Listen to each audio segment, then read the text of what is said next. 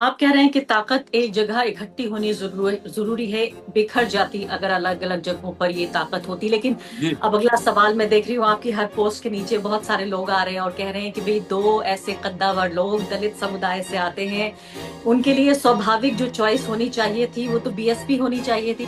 देखिए ऐसा है, जब सीधा और सीधा संविधान और लोकतंत्र मैंने जैसा कहा, तो हमला उसके खिलाफ कौन अभी लड़ रहा है? उसके खिलाफ तो जो भी मूवमेंट हो रहा है, जो भी प्रेस कॉन्फ्रेंस हो रहे हैं, जो राहुल गांधी लगातार अटैक कर रहे हैं ना संघ की विचारधारा को, तो जो लड़ेगा उसी को मजबूत करेंगे ना। देखिए, पहले जो सवाल है कि बीएसपी हमने क्यों नहीं ज्वाइन की। देखिए, हम पार्टी ज्वाइन करें न करें, हम लोग बहुजन मूवमेंट में लगातार साथ थे और जितने भी चाहे वो अप्रैल वाला आंदोलन हो, एससी एसटी एक्ट को डाइल्यूट करने के खिलाफ हम सब साथ खड़े थे। लेकिन जब खुद बीएसपी खामोश हो, उस समय ये कहना मेरे से या रतन लाल जी से कि साहब आपको बीएसपी बचानी चाहिए। जब देश में संविधान खतरे में हो तो हम बीएसपी को बचाएंगे कि संविधान को बचाएंगे? हमारा क्या दायित्व होना चाहिए अरफा जी?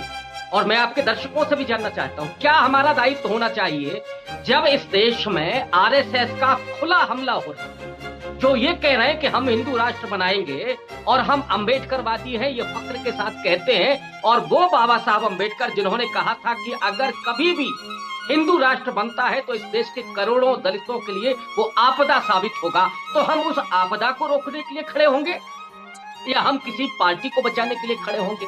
प्रोफेसर अभिकांत, ये भी सुनने में आया सेक्युलर खेमे से ही आपके हो सकता है जान पहचान के लोग भी हों कि अच्छा तो अब ये लोग कांग्रेस पार्टी चलाएंगे, तो क्या वाकई अब आप लोग कांग्रेस पार्टी चलाएंगे?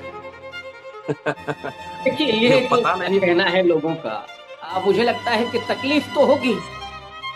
अब दलित ज्यादा है। पहले जो कुर्सी पर नहीं बैठ सकता था, जो चप्पल पहन करके नहीं चल सकता था, अगर वो सर ऊंचा करके अपनी आवाज उठाने लगा है तो तकलीफ तो होगी। और ये वो लोग हैं जो सामंती मानसिकता के हैं, ये वो लोग हैं जिन्हें लोकतंत्र नहीं पसंद, ये वो लोग हैं जो दलित को अभी भी उस नजरिए से देखते हैं। तो उनको करने दीजिए।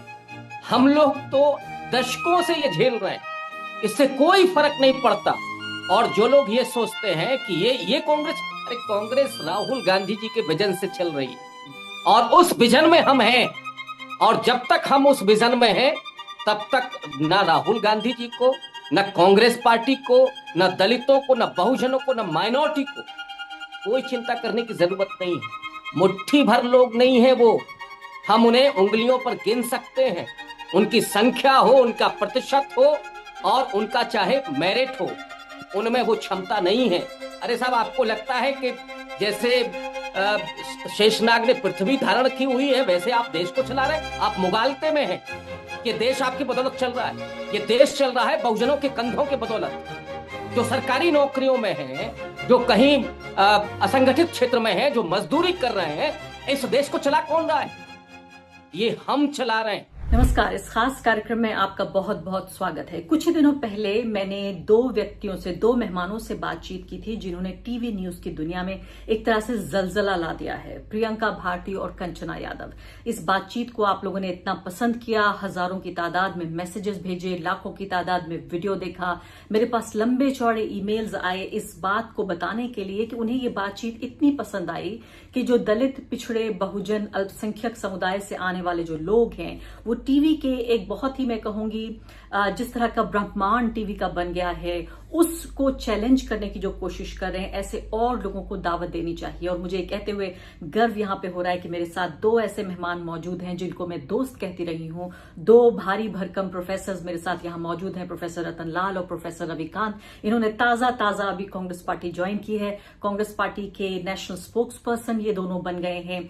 क्या कांग्रेस पार्टी में ये लेकर आएंगे? क्या टीवी की दुनिया को ये चैलेंज कर पाएंगे? इसके अलावा कांग्रेस पार्टी में जो दलित बहुजन एजेंडा है, क्या उसको आगे बढ़ाने की गुंजाइश है? और साथ साथ सवाल यहां पर यह भी पैदा हो रहा है कि क्या दोनों दलित समुदाय से आए हुए इन दोनों नेता, जो नेता बन गए हैं, अब पहले प्रोफेसर भी उनकी ये पहचान है, क्या वो वाकई उनके लिए पहली चॉइस, उनका पहला विकल्प बीएसपी नहीं होना चाहिए था कांग्रेस पार्टी के अलावा? इस तरह से बहुत सारे सवाल यहां पर मौजूद हैं। अगले कुछ मिनटों में ये बातचीत अपने मेहमानों से करेंगे। दोनों से सबसे पहला सवाल ये है कि आप दोनों ने कांग्रेस पार्टी ज्वाइन की है, दोनों राष्ट्रीय प्रवक्ता कांग्रेस पार्टी के बन गए हैं। कहा तो ये जाता है कि तूफान का नजारा हमें किनारे से करना चाहिए, लेकिन आप तो समंदर में कूद गए, क्यों? रविकांत जी। बहुत शुक्रिया आरफा जी। और अ, बहुत गर्व के साथ मैंने कांग्रेस पार्टी ज्वाइन की है। जब इस देश में धर्मनिरपेक्षता और समाजवादी मूल्यों के साथ साथ पूरा संविधान खतरे में हो, डेमोक्रेसी की रोज धज्जियां उड़ाई जा रही हो, उस समय हमें ये जरूरत महसूस हुई कि अब राहुल गांधी जी के साथ जो लगातार भारत जोड़ो यात्रा के बाद अगर हम लोग देखते हैं उनको, तो वो लगातार देश के बहुजनों की बात करते हुए, संविधान को बचाने की बात करते हुए, उस सत्ता के सामने जिससे लोगों को डर लगने लगा था। ये डेमोक्रेसी भी कभी नहीं होता है, ये भय व्याप्त नहीं होता है, लेकिन इस सत्ता ने जो डर पैदा किया था उसके खिलाफ राहुल गांधी जी लगातार संघर्ष कर रहे थे सड़क पर। और ऐसे वक्त में हम लोगों का ये स्वाभाविक रूप से आना बना, और ये अवसर मिला। और उसके बाद बिना किसी शर्त के कि पार्टी में क्या हमारी हैसियत होगी या हम क्या उम्मीद रखते, नहीं, ये सवाल देश को बचाने का है, ये सवाल संविधान को बचाने का है। और उस समय कांग्रेस पार्टी के साथ खड़ा होना बहुत जरूरी लगा। और एक बात मैं और कह दूं कि मैंने राहुल गांधी की कांग्रेस पार्टी को ज्वाइन किया है, वो कांग्रेस पार्टी जिससे कभी बाबा साहब डॉक्टर अंबेडकर बहुत असहमत थे, वो कांग्रेस पार्टी जिसके खिलाफ कांशीराम जी ने पूरा मूवमेंट खड़ा किया और दलितों की एक अलग राजनीति शुरू हुई। बहुत सारी असहमतियां थीं, लेकिन जिस तरह से उस बहुजन मूवमेंट ने कांग्रेस को पीछे करके और आगे जो उन्होंने बैटल हाथ में थमाई जिनके, वो उसने इस देश को जहां पर ला करके खड़ा कर दिया, वहां से उस देश को भारत जो आइडिया ऑफ इंडिया है वहां पर वापस लाना और देश में उस डेमोक्रेसी के सपने को, उन संवैधानिक मूल्यों के सपने को जो आजादी के 90 साल के आंदोलन में सृजित हुए थे, उनको फिर से वापस लाना, ये हमारी नैतिक जिम्मेदारी थी। और इसी जिम्मेदारी को समझते हुए हम लोगों ने कांग्रेस पार्टी ज्वाइन की है। और इसलिए मैं कह रहा हूं कि बड़े गर्व के साथ हमने राहुल गांधी जी की कांग्रेस पार्टी को ज्वाइन किया। बहुत अहम बात कह रहे हो, मैं इसी बात को रेखांकित यहाँ पे करना चाहती हूँ। रतन लाल जी, अक्सर इस बात को कहा जाता है कि आप देखिए, आप दोनों में से कोई भी ऐसा नहीं है कि आप राजनीति से दूर हैं। आप दोनों बहुत ही पॉलिटिकल लोग हैं, मैं कहूंगी एक्सट्रीमली पॉलिटिकल। हर चीज को आप लोग राजनीति के चश्मे से हमेशा देखते रहे हैं। उसकी कई वजह है। पहली बात तो आपकी अपनी सामाजिक जो पहचान है, दूसरी बात इतनी सारी किताबें पढ़कर हम समाज या बहुत ही साधारण चीजों को भी राजनीति के बिना देख नहीं सकते। ये मेरी भी मजबूरी है, हर चीज को मैं पॉलिटिकली ही देख पाती हूँ। ऐसे में एक पॉलिटिकल पार्टी को ज्वाइन करना और बाहर से विचारात्मक स्तर पर या सामाजिक स्तर पर उसका समर्थन करना, इन दोनों में क्या फर्क है? क्यों रतन लाल जी ने नरेंद्र मोदी के लगभग 11 साल राजनीति में, यानी कि सरकार में पूरे होने के बाद, अब क्यों फैसला किया प्रोफेसर रतन लाल ने कि अब कांग्रेस पार्टी ज्वाइन करनी है? जी शुक्रिया। देखिए, ये जाहिर है कि हम लोग पॉलिटिकल लोग हैं, एक राजनीतिक समझ है। और जिस समय वोट चोरी का मसला इतना उठ रहा हो, राहुल जी ने 2 प्रेस कॉन्फ्रेंस की है, कैसे इलेक्शन कमीशन जो लोकतंत्र के हत्यारे हैं उसको कैसे बचा रहा है। अभी तक इलेक्शन कमीशन ने कोई जवाब नहीं दिया है, कोई स्पष्टीकरण नहीं दिया है। कर्नाटक सीआईडी ने 18 चिट्ठी भेजे हैं इलेक्शन कमीशन को, कोई क्लैरिफिकेशन नहीं, कुछ नहीं। तो जहां पे लोकशाही, लोकतंत्र ही की हत्या की जा रही हो, संविधान पे सीधा और सीधा हमला बोल रहा हो, बाबा लोग राजनीति कर रहे हो और नेता उनके चरणों में बैठे हो, संविधान खतरे में है। जो राइट्स हमें मिले थे संविधान से, जो भी मिला 70 साल में, एक दलित, खासतौर से मैं कह रहा हूँ, एक दलित मिडिल क्लास का निर्माण हुआ था। एजुकेशन, नौकरी, पेंशन, तमाम, जब सारे चीज खतरे में हो तो मैं समझता हूं कि हमारे जैसे लोग जो हैं, जो कि लगातार इंडिविजुअल लेवल पर लड़ते आ रहे थे और उस लड़ाई को राहुल गांधी एक राष्ट्रीय स्वरूप दे रहे हैं, तो अलग अलग एफर्ट्स लगाने से वो ताकत बिखर जाती है। इसलिए समय की नजाकत ये मांग थी कि हम लोग सब मिलके बगैर शर्त, जैसा कि रविकांत ने कहा, कोई शर्त नहीं कि हमारी पार्टी में क्या भूमिका होगी, नहीं होगी, जो आवाज हम उठा रहे हैं, राहुल गांधी कांग्रेस पार्टी वो आवाज उठा रही है। इसलिए हम लोग का इस वक्त कांग्रेस को मजबूत करना, सशक्त करना, बेहद जरूरी था। नंबर एक। नंबर दो, बाबा साहब 25 साल तक लड़े कांग्रेस से, कांग्रेस के खिलाफ, लेकिन वो कांग्रेस कैबिनेट में शामिल भी हुए। कांग्रेस के, और उन्होंने इसका कारण दिया था कि मैं इसलिए आया था इस कैबिनेट में क्योंकि हमें अपने लोगों के अधिकार बचाने हैं। बाबा साहब का परिनिर्वाण 1956 में हुआ। उसके बाद नेहरू जी सोशलिस्ट थे, इंदिरा जी भी सोशलिस्ट विचार से प्रभावित थी। तो इन्हीं लोग के एफर्ट्स की वजह से हमारे बाप, चाचा, भाई, मैं खुद पढ़ पाया ना, सस्ता एजुकेशन ले पाया। सस्ता एजुकेशन लेकर फिर नौकरी में भी आया, चाहे मेरे पिताजी हो, चाहे मैं हूं, मेरा भाई हो। तो जो पब्लिक सेक्टर यूनिट बन रहा था, लगातार वो ध्वस्त किए जा रहे हैं। तो इस समय हमारी व्यक्तिगत आवाज क्या होगी? जो हमारी आवाज को उठाएंगे उनको मजबूत करना था। इसीलिए इस समय हम लोगों ने सोचा है कांग्रेस पार्टी ज्वाइन की जाए। जी।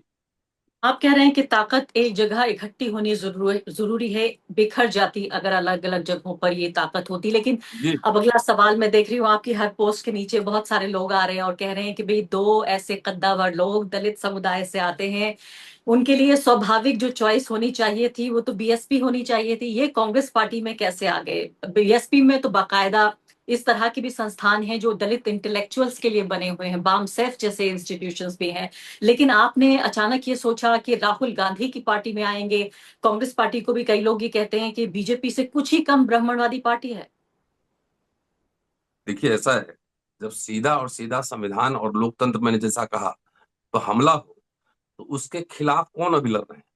उसके खिलाफ तो जो भी मूवमेंट हो रहा है, जो भी प्रेस कॉन्फ्रेंस हो रहे हैं, जो राहुल गांधी लगातार अटैक कर रहे हैं ना संघ की विचारधारा को, तो जो लड़ेगा उसी को मजबूत करेंगे ना। और बसपा से चाहे किसी अन्य पार्टी से हमें तो कोई अप्रोच नहीं किया कि भाई आप बसपा ज्वाइन कीजिए। कांग्रेस के तो कई साथी हमारे हैं वहां पे, उन्होंने कई बार पिछले साल भर से ये बात चल रही थी कि आपको ज्वाइन करना चाहिए कांग्रेस। तो किसी ने मुझे अप्रोच थोड़ी किया कि आप बसपा ज्वाइन कीजिए, चाहे कोई पार्टी ज्वाइन कीजिए। दूसरी बात है, लोकतंत्र है, लोकशाही है। फ्यूचर प्लान क्या होगा, मैनिफेस्टो क्या है, घोषणा पत्र क्या बनाएंगे, हमारे राइट्स का क्या होगा, इस सत्ता में आएंगे तब हम सब कुछ कर लेंगे, ऐसा नहीं होता है। राइट्स धीरे धीरे किस्तों में लोगों को मिले हैं। तो जो हमारे अधिकार की बात है उस पर कोई आवाज नहीं उठ रहा है, कोई मूवमेंट नहीं हो रहा है। तो जो उठा रहे हैं उनके साथ हम लोग हैं। मेरी चॉइस भी तो है। हमें हमें हमें सेकुलर डेमोक्रेटिक फोर्सेस चाहिए। सोशल जस्टिस जितना हमारे लिए महत्वपूर्ण है, उससे कम सेकुलरिज्म नहीं है। तो जो पार्टी लड़ेगी आरएसएस बीजेपी के खिलाफ, उसके साथ मजबूती से हम लोग खड़े रहेंगे। जी। रविकांत जी, क्या आपका भी यही राय है कि आप भी इसी लाइंस पे सोच रहे हैं, या फिर ये कहा जाए कि बीएसपी का जो ढलान है पिछले कुछ सालों में एक क्षेत्रीय से भी बहुत छोटी पार्टी बन के रह गई है, शायद ही एक पॉलिटिकल फोर्स बाकी है? क्या इस बात को समझते हुए कि आपका भी एक एक इंडिविजुअल के तौर पर, एक व्यक्ति के तौर पर क्या भविष्य होगा, या उस राजनीति का क्या भविष्य होगा जिसे आप करना चाहते हैं, इसके मद्देनजर आपने कांग्रेस का किनारा किया? देखिए, पहले जो सवाल है कि बीएसपी हमने क्यों नहीं ज्वाइन की। देखिए, हम पार्टी ज्वाइन करें न करें, हम लोग बहुजन मूवमेंट में लगातार साथ थे, और जितने भी, चाहे वो अप्रैल वाला आंदोलन हो, एससी एसटी एक्ट को डाइल्यूट करने के खिलाफ, हम सब साथ खड़े थे। लेकिन जब खुद बीएसपी खामोश हो, उस समय ये कहना मेरे से या रतनलाल जी से कि साहब आपको बीएसपी बचानी चाहिए थी। जब देश में संविधान खतरे में हो तो हम बीएसपी को बचाएंगे कि संविधान को बचाएंगे? हमारा क्या दायित्व होना चाहिए अरफा जी? और मैं आपके दर्शकों से भी जानना चाहता हूं, क्या हमारा दायित्व होना चाहिए जब इस देश में आरएसएस का खुला हमला हो रहा है, जो ये कह रहे हैं कि हम हिंदू राष्ट्र बनाएंगे और हम अंबेडकरवादी हैं, ये फक्र के साथ कहते हैं। और वो बाबा साहब अंबेडकर जिन्होंने कहा था कि अगर कभी भी हिंदू राष्ट्र बनता है तो इस देश के करोड़ों दलितों के लिए वो आपदा साबित होगा, तो हम उस आपदा को रोकने के लिए खड़े होंगे या हम किसी पार्टी को बचाने के लिए खड़े होंगे? दूसरा, आज राहुल गांधी जी की जो भाषा है वो क्या है? क्या वो भाषा बाबा साहब अंबेडकर की भाषा नहीं है? क्या वो भाषा कांशीराम जी की भाषा नहीं है? राहुल गांधी जी जब ये कहते हैं कि हम 50% की सीलिंग रिजर्वेशन की खत्म करेंगे, तो ये ओबीसी के रिजर्वेशन बढ़ाने की बात कहना, जाति जनगणना की बात कहना, निजी क्षेत्रों में आरक्षण बहाल करने की बात कहना, जुडिशरी में आरक्षण बहाल करने की बात कहना, और ये डंके की चोट पर कहना कि साहब मीडिया में कितने लोग हैं दलित पिछड़े, या कारपोरेट घरानों में कितने लोग हैं दलित और पिछड़े? आदिवासियों के क्या हालात हैं, जो इस देश के मूल निर्माता हैं, जो पहले इस देश के निर्माता हैं, उन आदिवासियों के क्या हालात हैं, जब ये राहुल गांधी पूछते हैं, तो मैं ये जानना चाहता हूं इस समाज से भी, जो कई बार अपने आप को ठेकेदार समझ लेता है और हमको गालियां देता है, मैं उससे जानना चाहता हूं कि साहब ये भाषा किसकी है? सामाजिक न्याय की लड़ाई आज कौन लड़ रहा है? अगर मैं बहुत सम्मान करता हूं बहन जी का, और मान्यवर साहब को तो बहुत पढ़ा है, बहुत उनका सम्मान है दिल में, लेकिन बहन जी अगर खड़ी होती इन संघियों के खिलाफ तो हम बहन जी के साथ खड़े होते, राहुल गांधी के साथ नहीं खड़े होते। लेकिन वो अगर खामोश हैं और राहुल गांधी अगर आगे बढ़कर के जोखिम ले रहे हैं, ये वो व्यक्ति जिसके बारे में कहा जाता है कि वो चांदी की चम्मच लेकर के पैदा हुआ, वो व्यक्ति अगर दलितों के बीच में खड़ा है, वो व्यक्ति अगर मणिपुर के उन लोगों के बीच में खड़ा है जो जिन पर सीधा हमला हो रहा है, महिलाओं के साथ जो हो रहा है, वो व्यक्ति अगर अल्पसंख्यकों के बीच में खड़ा है, वो उस डर को मिटा रहा है, देश को जोड़ने की बात कर रहा है, जो ये बात कर रहा है कि ये जो दलितों और पिछड़ों के साथ हमला हो रहा है, उनकी एजुकेशन छीन ली जा रही है, उनकी नौकरियां छीन ली जा रही हैं, रिजर्वेशन को लगभग खत्म कर दिया, उनके सपने छीने जा रहे हैं, उस समय हम सो जाएं क्या? कहां जाएं? ये बताएं ना, समाज का जो ठेकेदार लोग हैं वो बताएं कि हमको कहां जाना चाहिए था। आए ना बहन जी, मैं तो कह रहा हूं, जो बीएसपी है वो आए ना मैदान में, और दो टूक लड़ाई लड़ने के लिए तैयार हो। और मैं और रतनलाल जी, मैं उनके बिहाफ पे भी कह रहा हूं कि कंधे से कंधा मिलाकर के खड़े होंगे, लेकिन अगर आप नहीं खड़े होंगे और जो खड़ा होगा हम उसके साथ खड़े होंगे, उसे मजबूत करेंगे, उस पार्टी को मजबूत करेंगे।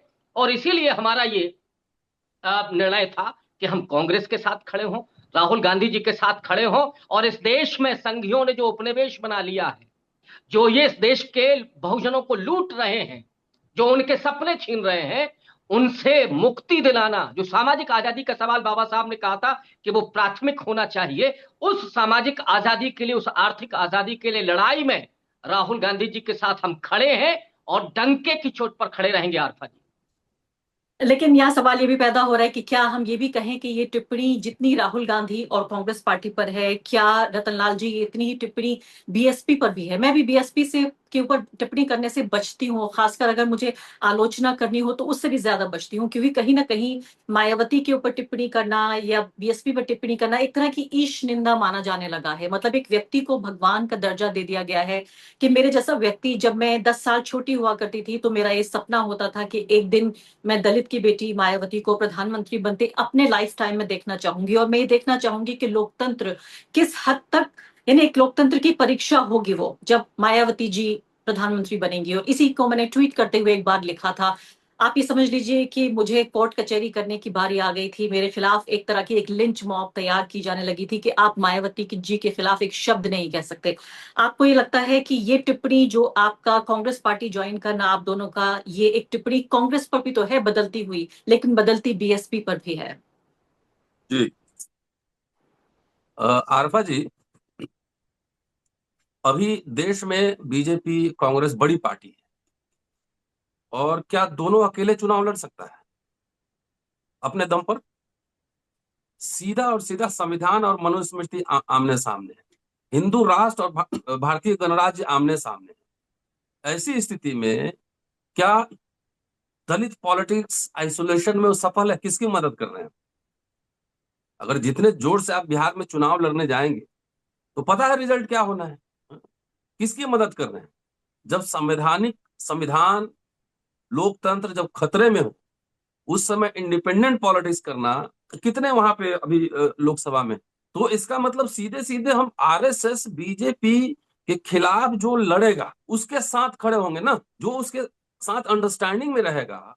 वहां जाने का मतलब तो सीधा बीजेपी को फायदा पहुंचाना है ना। तो मैंने पहले भी आपको कहा कि सेकुलरिज्म, मल्टीकल्चरलिज्म, बहुलतावाद, ये सब हमारे लिए उतना ही महत्वपूर्ण है जितना सोशल जस्टिस। और इस समय सब चीज का प्रतीक जो है, जो आवाज आपने इतना 10 या 15 साल से देख रही होंगी, जो आवाज हम लोग लगातार उठा रहे थे, उसी को राहुल जी स्वर दे रहे हैं ना, तो हम ताकत इधर उधर बिखराएं क्यों?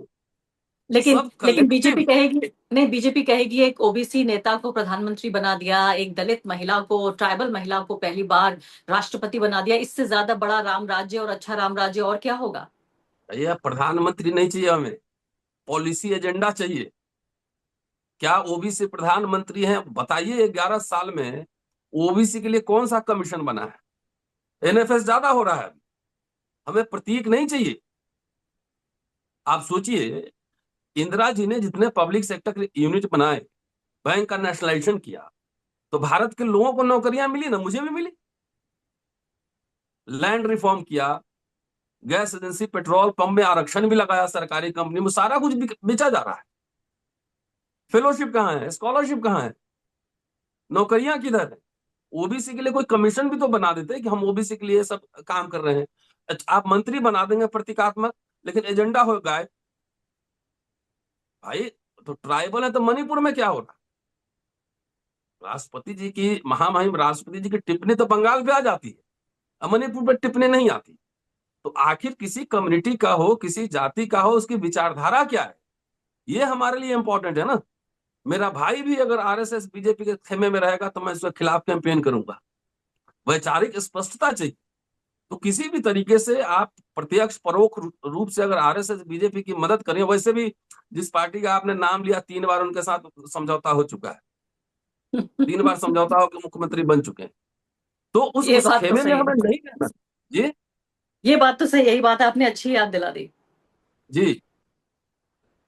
प्रोफेसर रविकांत, मैं ये भी समझना चाहती हूँ कि जिस राहुल गांधी की कांग्रेस का आप जिक्र कर रहे हैं, उस राहुल गांधी की कांग्रेस जिसमें एक ब्राह्मणवाद, एक सांप्रदायिक चेहरा लगातार उभर कर सामने आता रहता है। राहुल गांधी एक चेहरा हो सकते हैं, एक वाहक हो सकते हैं, लेकिन राहुल गांधी को अपनी ही पार्टी में लगातार कितने लड़ते रहने की जरूरत है। अगर मैं आपसे एक डिस्पैशनेट एक असेसमेंट मांगूं कि आप कांग्रेस पार्टी के एक मेंबर की हैसियत से नहीं, एक ऐसे व्यक्ति की हैसियत से मुझे बताइए जो दलित समुदाय से आता है, सामाजिक न्याय की परवाह करता है और ये समझता है कि दलित बहुजनों को और अल्पसंख्यकों को एक बेहतर, एक प्रोग्रेसिव पार्टी में ठीक से जगह मिलनी चाहिए। अभी दलित बहुजन अल्पसंख्यकों की क्या जगह है कांग्रेस में? देखिए अल्फा जी, पहले मैं वो शब्द थोड़ा सा स्पष्ट कर दूं। कई बार जब आप बोल रहे हैं या मैं बोलूंगा तो लोगों को कंफ्यूजन होगी।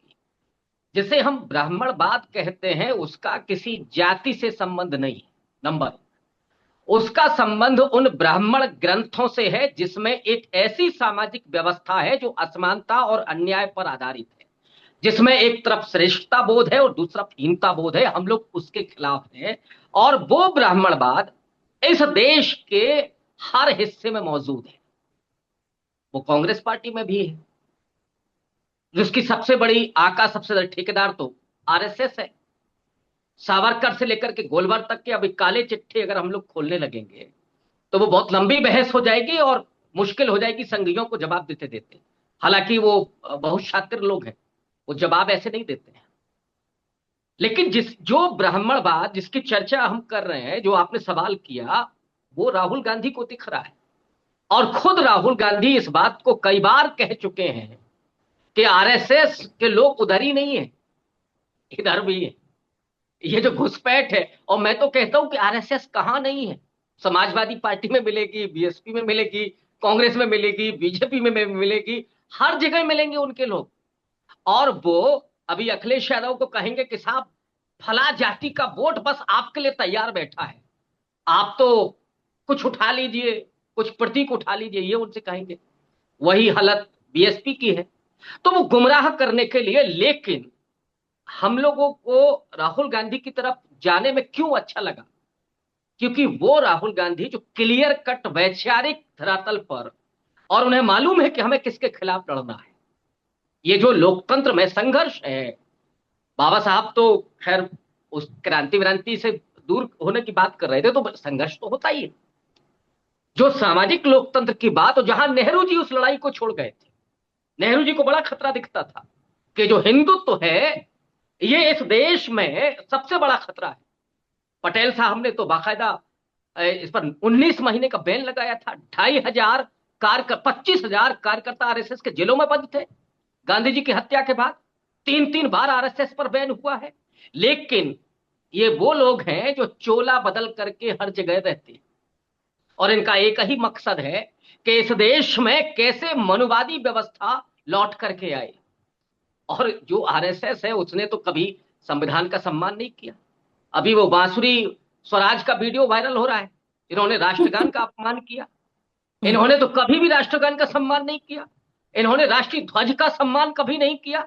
और एक मैं वो पुराना घटनाक्रम आपको याद दिला दूं, बाबा साहब उन दिनों दिल्ली से मुंबई गए थे और हवाई पट्टी पर हिंदू महासभा के 3 लोग पहुंचे थे बाबा साहब से ये कहने कि जरा राष्ट्र ध्वज की बात होने वाली है संविधान सभा में, थोड़ा भगवा की बात कर लीजिएगा। बाबा साहब ने मुस्कुरा करके कहा था कि एक महार के बेटे से चाहते हो कि भगवा की बात करे? जो लोग ये भ्रम पैदा करते हैं कि बाबा साहब तो साहब नहीं, आरएसएस के साथ तो उनके बड़े गहरे ताल्लुकात थे और गांधी जी और नेहरू के साथ उनकी पट्टी नहीं थी, उनसे कटुता थी, वो शायद मुगालते में है या भूल रहे हैं कि उन्हीं गांधी जी के कहने पर नेहरू जी संविधान सभा में लेकर के आए, प्रारूप समिति का अध्यक्ष बनाया, आगे चल करके कानून मंत्री बनाया। और बाबा साहब ने जो इस देश के लोगों को दिया, जो दलितों की झोली में डाला, जो महिलाओं को आजादी दी, उसने इस देश को यहां ला करके खड़ा कर दिया है। और आज की जो कांग्रेस है, कोई भी पार्टी हो, गलतियां कई बार होती है, राहुल गांधी जी ने खुद कहा, ओबीसी के मुद्दे पर कहा, दलितों के मुद्दे पर कहा, गलतियां हुई हैं, लेकिन आज वो पार्टी दलितों के लिए, ओबीसी, राहुल गांधी क्या कह रहे हैं कि हम ये चाहते हैं कि हम ये पार्टी दलित और पिछड़ों के हाथ में पार्टी देना चाहते हैं। इसका मतलब है कि वो सीधे तौर पर दलित और पिछड़ों के एजेंडे, उनके कंसर्न को बिल्कुल ध्यान में रखे हुए हैं। और हमें पूरी उम्मीद है, हम लोगों की क्या प्रत्याशा है, यही कि इस देश में जो अन्याय हो रहा है, उस अन्याय के खिलाफ राहुल गांधी जी का जो संघर्ष है, उसके बाद जो सरकार आए, उस सरकार में सामाजिक न्याय स्थापित हो और जो कमियां रह गई, चाहे बैकलॉग की भर्ती के जरिए हो, रिजर्वेशन को पूरे तरीके से लागू करना है, एनएफएस खत्म करना है और रिजर्वेशन की सीमा बढ़ाई जानी है।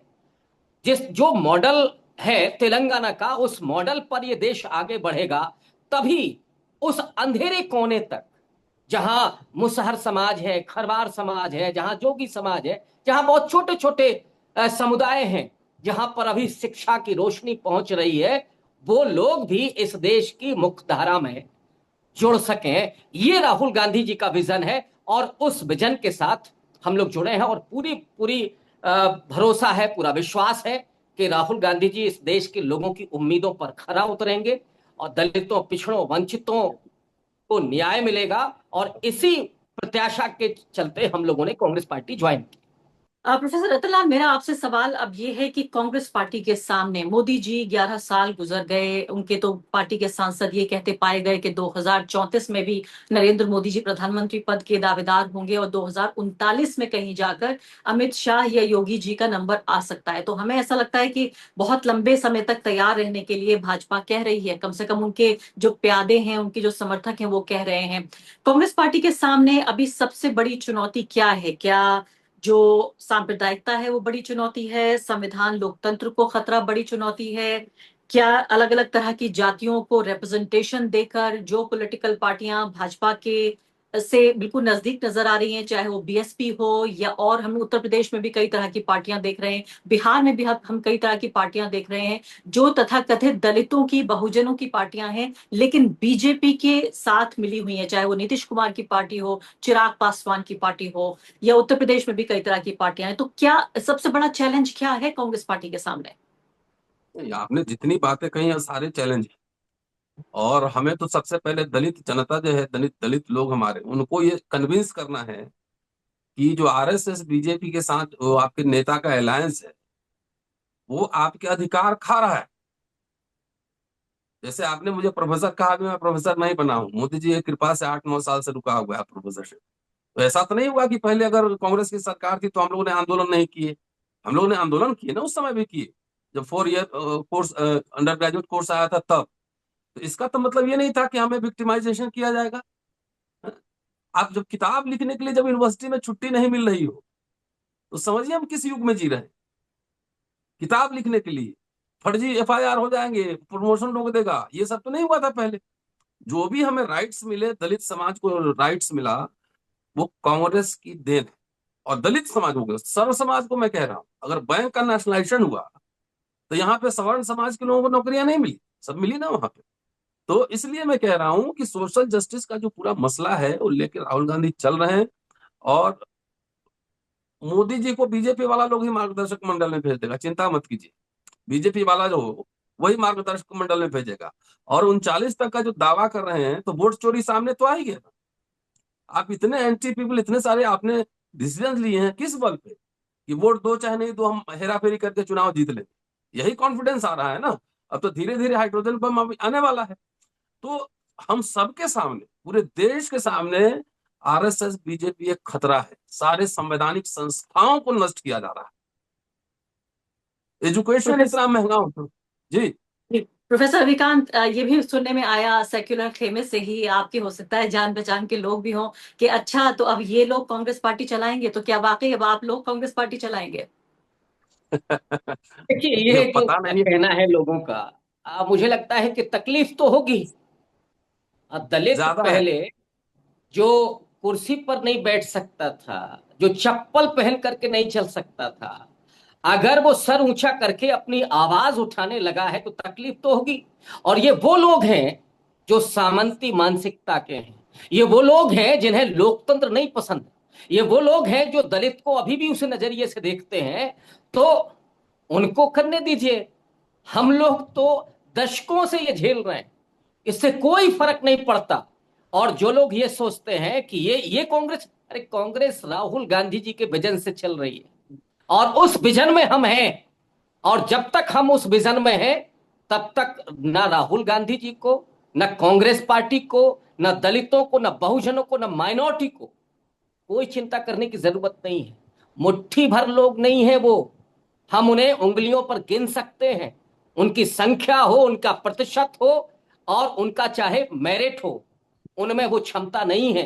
अरे साहब, आपको लगता है कि जैसे शेषनाग ने पृथ्वी धारण की हुई है, वैसे आप देश को चला रहे हैं? आप मुगालते में हैं कि देश आपकी बदौलत चल रहा है। ये देश चल रहा है बहुजनों के कंधों के बदौलत, जो सरकारी नौकरियों में हैं, जो कहीं असंगठित क्षेत्र में हैं, जो मजदूरी कर रहे हैं। इस देश को चला कौन रहा है? ये हम चला रहे हैं। और उसी गर्व के साथ हम ये कह रहे हैं कि हाँ, कांग्रेस पार्टी में जो राहुल गांधी जी का विजन है, उस विजन में हम शामिल हैं। और इस आधार पर अगर कोई ये कह रहा है कि हम चला रहे हैं, तो उनका वेलकम है, मैं उनका स्वागत करूंगा। रतनलाल जी, इसी टिप्पणी का दूसरा पार्ट ये भी था कि देखिए, कांग्रेस पार्टी, राहुल गांधी इस लालच में इन दोनों को लेके आए हैं कि साथ साथ आए हैं तो कुछ दलित वोट भी ले आएंगे, और इतना अकाल है वोटों का कि ये दोनों कुछ दलितों को हाथ पकड़ के उंगली थाम के ले आएंगे। लेकिन उसी के साथ साथ अपने को कॉन्ट्रोडिक्ट कहते हुए भी सेक्युलर खेमे से ही वही लोग ये कहने लगे कि लेकिन इन दोनों का तो जनाधार ही नहीं है, तो ये सिर्फ अपने को, अपने प्रोटेक्शन के लिए आए हैं कि दोनों को कभी राज्यसभा मिल जाएगी, कभी अगर सरकार बन गई तो SC ST कमीशन का अध्यक्ष बना दिया जाएगा। कुछ इस तरह की बात कहते हुए इस छोटे मोटे लालच के लिए आप लोग आ गए हैं। देखिए, जनाधार अगर नहीं है हमारा, तो आपको डरने की जरूरत नहीं है। घबरा क्यों रहे? हम दिल्ली में बैठे हुए हैं, रविकांत लखनऊ में बैठा हुआ है, लोग हमें जानते ही नहीं है, हमको बोलना भी नहीं आ रहा है, तो आपको क्यों परेशानी होगी? सो कॉल्ड जो सेकुलर खेमा आप जो कह रहे हैं, कई तरह के, एक पार्टी में कई तरह के फोर्सेज होते हैं। बहुत सारे लेफ्ट के भी होंगे, बहुत सारे राइट विंगर भी होंगे। वैसे हेड के बार भी कांग्रेस का नमक खा चुके हैं, पता है कि नहीं? सेंट्रल प्रोविंस में वो जनरल सेक्रेटरी थे, और 1 साल जेल में रहे थे, और जेल में 12 किलो वजन बढ़ गया। तो ऐसे लोग घबराने की जरूरत नहीं है। पार्टी किसी व्यक्ति की पार्टी थोड़ी है। हम लोग को जो जिम्मेदारी दी जाएगी वो करेंगे। मेन लिखना पढ़ना बोलना यही हमारा काम है। तो अभी तो इतिहास ही बता रहा है, उनका आरएसएस बीजेपी का इतिहास ही बता रहा है, तो उससे परेशानी हो रही। तो बहुत सारे लोग एक पार्टी में स्लीपर सेल की तरह काम करते हैं, सेकुलरिस्ट दिखते भी हैं, लेकिन अंदर से कुछ और भी होते हैं। तो ऐसे लोग क्या कहा जाए? अभी तो हम लोग ज्वाइन किए, क्या 1 महीना हुआ है? 1 ही महीना हुआ है। तो ऐसे लोगों को परेशानी क्यों हो रही है? हमारा जनाधार नहीं है, हम कुछ जानते नहीं है। तो आपका जनाधार है तो आप मास लीडर बन जाइए, स्वागत है। हम लोग तो यहाँ बैठे हैं कि कुछ हम अपने समाज के लिए कुछ एजेंडा सेट कर सके, कुछ घोषणा पत्र में डाल सके। हमारे लिए शिक्षा, रोजगार, इस सब का महत्व है। व्यक्तिगत मुक्ति के लिए नहीं आया यहाँ पार्टी में, कि राज्यसभा मिल जाएगा, चाहे SC कमीशन के अध्यक्ष बन जाएंगे, इसके लिए नहीं आया। काम कर रहे हैं। पार्टी को जो उचित जिम्मेदारी लगेगी देगी, ऑर्गेनाइजेशन में काम कीजिए, प्रवक्ता रहिए, वो करेंगे। और चुनाव लड़ेंगे। ये हम गैर राजनीतिक और अपॉलिटिकल कभी नहीं रहे ना। अगर पार्टी लड़वाएगी तो लड़ेंगे। रविकांत जी चुनाव लड़ेंगे? देखिए अल्फा जी, जो लोग ये कह रहे हैं कि हम राज्यसभा जाएंगे, इसके लिए हम डरे हुए लोग हैं, तो कुछ सिक्योरिटी के हाँ। पर्पज से आए हैं, तो मैं थोड़ा सा, अगर वो डर रहे हैं तो मैं थोड़ा और डरा देता हूँ। हम यहाँ रुकने वाले नहीं हैं। हम लोग जब आए हैं, पहले तो ये नहीं था अरमान, लेकिन जितने लोगों को तकलीफ हो रही है उनको हम बता दे रहे हैं कि हम रुकने वाले लोग नहीं हैं।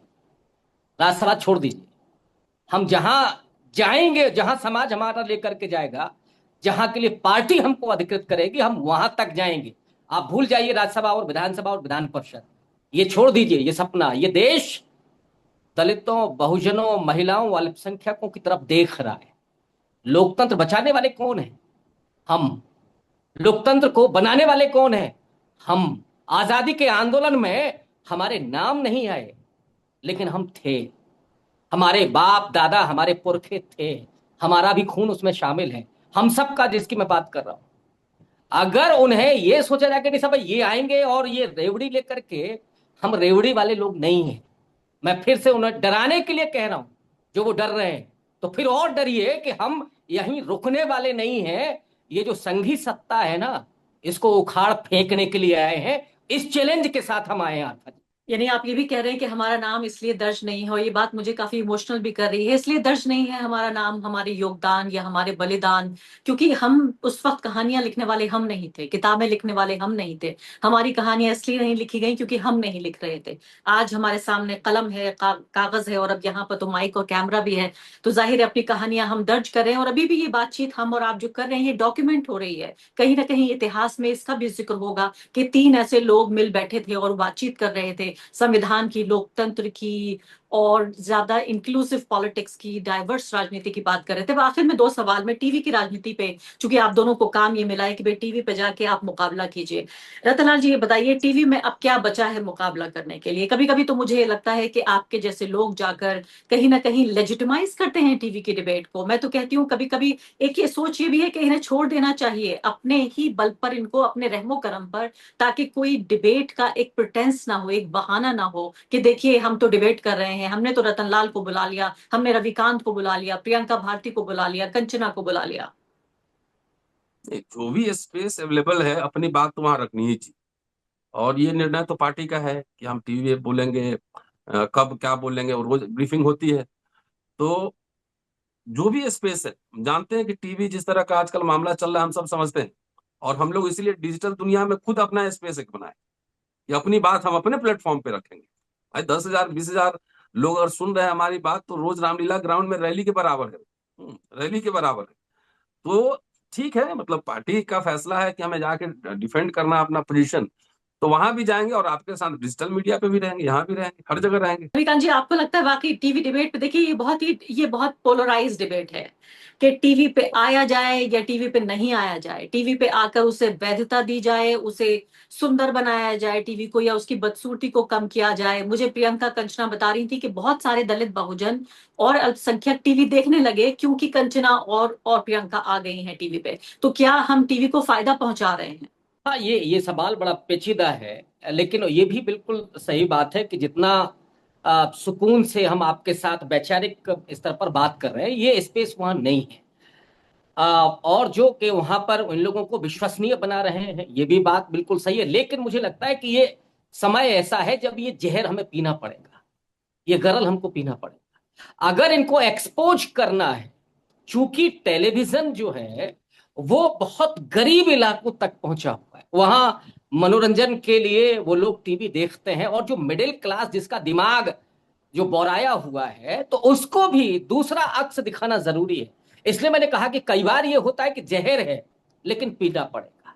इस गरल को पी करके, और इस देश में जो संघी सत्ता है और जो उसका कुचक्र है, जो नेहरू जी छोड़ गए, जो बाबा साहब ने जो चेतावनी दे दी थी, उसको खत्म करने के लिए, और मैं बहुत भरोसे के साथ ये बात कर रहा हूं, बहुत जिम्मेदारी के साथ, कि हम लोग जब आए हैं, तो ये जो उपनिवेशवादी मानसिकता के आरएसएस और संघ और हिंदुत्ववादी जो एजेंडा है, जो ताकतें हैं, उनको खत्म करने के लिए, और उसे उसके लिए अगर जहर भी पीना पड़ेगा, तो हम तैयार हैं टेलीविजन डिबेट में जाना, उनको एक्सपोज करना, ये भी जरूरी है आरफा जी।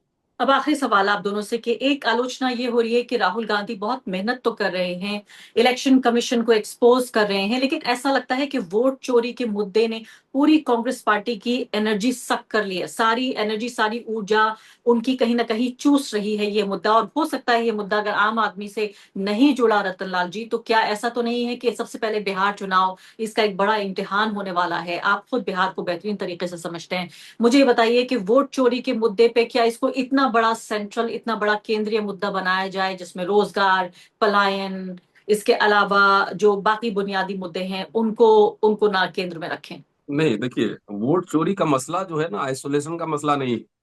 सब कुछ इससे इंटरलिंक्ड है। कि मैं जीएसटी इतना बढ़ाऊंगा, मैं नोटबंदी करूंगा, अब वोट चोरी करके सरकार बना लूंगा, नौकरी नहीं दूंगा, वोट चोरी करके सरकार बना लूंगा, पेंशन खत्म कर दूंगा, शिक्षा बर्बाद कर दूंगा, तो कहां से जुड़ा हुआ? ये सारे मसले ये वोट चोरी से जुड़ा हुआ। वोट चोरी का मतलब डेमोक्रेसी हाईजैक्ट, लोकतंत्र की हत्या हो गई। जब बीजेपी को पता ही है कि हम वोट चोरी करके सरकार बना लेंगे, तो फिर जनहित का कार्य क्यों करेगी? उनके लिए अडानी साहब बैठे हुए हैं, 1 रुपए के लीज पर जो ना एक एक एकड़ मिल रहा है वहां पर। तो वोट चोरी का मामला कोई छोटा मोटा मसला नहीं है। सब कुछ संविधान की सुरक्षा, लोकशाही की सुरक्षा, रोजगार, शिक्षा, दवाई, पढ़ाई लिखाई, सबसे वो जुड़ा हुआ है। इसलिए उसको तो जन जन तक पहुंचाना हम लोग का दायित्व है कि अपने वोट की रक्षा कीजिए, सजग प्रहरी बनिए। डेमोक्रेसी हाईजैक्ट है। तो इसलिए ये सवाल तो सब एक दूसरे से गुथा हुआ सवाल है, आइसोलेशन में नहीं है। लास्ट कमेंट रविकांत जी। देखिए अरफा जी, ये वोट चोर जो चला, वोट चोर गद्दी छोड़, ये बड़ा नारा बना है, इस देश की धड़कन बन गया है आज की तारीख में। लेकिन ये सिर्फ यहीं तक सीमित नहीं है। जो रतनलाल जी ने कहा, मैं उसी बात को आगे बढ़ा रहा हूं कि वोटिंग राइट इस देश के लोकतंत्र की बुनियाद में है। और मुझे याद आ रहा है कि जब भारत का संविधान बन रहा था, सार्वभौमिक मताधिकार पर नेहरू जी हो, पटेल साहब हो, बाबा साहब हो, एक मत थे कि पागलों को छोड़ करके इस देश में 21 साल से ऊपर के सारे लोगों को मताधिकार दिया जाए। ये तब हो रहा था जब इस दुनिया के जो भी डेमोक्रेटिक देश थे उसमें से 86 देशों में महिलाओं को वोटिंग राइट नहीं था। लेकिन हमने दिया, हमारे पुरखों ने दिया। और जो सावरकर, वो गोलवलकर थे, वो तो कह रहे थे कि कुत्ते बिल्लियों को ये वोटिंग राइट देना है। उस वोटिंग राइट को बचाने की जिम्मेदारी कांग्रेस पार्टी की है आज की तारीख में। ये बुनियादी मुद्दा है। दलितों के वोटिंग राइट बचेगा कि नहीं बचेगा, अल्पसंख्यक को बचेगा कि नहीं बचेगा, महिलाओं का बचेगा कि नहीं बचेगा। अगर ये नहीं बचा, जो राजतंत्र चाहते थे, सावरकर ने, मालूम है आरफा जी, जब अंग्रेज यहां से जा रहे थे तो क्या कहा था कि अरे भाई इनके हाथ में मत दो, कम से कम नेपाल के राजा के ही अंडर कर दो भारत को। राजतंत्र चाहिए था। राजतंत्र नहीं चलेगा, लोकतंत्र चलेगा। और लोकतंत्र के लिए जो भी खतरा होगा, वोट तो बुनियादी अधिकार है, और उस अधिकार को बचाने के लिए कांग्रेस पार्टी हो, हम सब हो, एक साथ खड़े हुए हैं। और ये मुद्दा कतई अलग नहीं है, ये उसी संविधान को बचाने के मुद्दे से, लोकतंत्र को बचाने से जुड़ा हुआ है। बहुत शुक्रिया। बहुत शुक्रिया आप दोनों का, बहुत बहुत शुक्रिया, और इस बातचीत के थैंक यू। लिए भी, इस लंबी बातचीत के लिए बहुत बहुत शुक्रिया।